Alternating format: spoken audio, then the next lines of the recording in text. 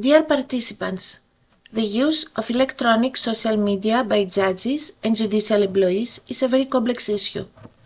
Social media platforms have a vital role of social life and communication.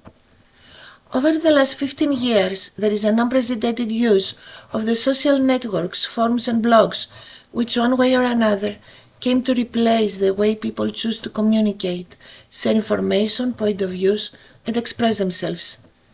This is a new reality that has inevitably affected the right to the freedom of expression, with judges and judicial employees being no exception.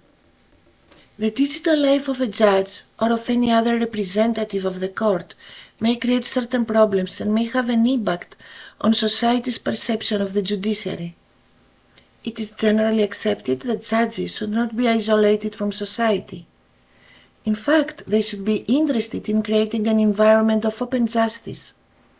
What happens though when their digital social life may negatively affect the authority of justice or the dignity of their office? Up to now, there is no general consensus on judges' use of social media, but we are witnessing the birth of a new generation of judicial ethical codes and non-binding guidelines, since there is an increasing attention on the topic. The opinions vary from country to country and from jurisdiction to jurisdiction, but it seems that the meeting point of all is the area of fundamental values of judicial independence, impartiality, integrity, propriety, and diligence.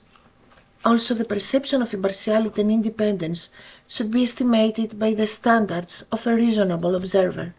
Dear participants, I would like to thank you all for participating in the upcoming seminar of EJATN concerning the role of the administrative judge and the court staff in this state.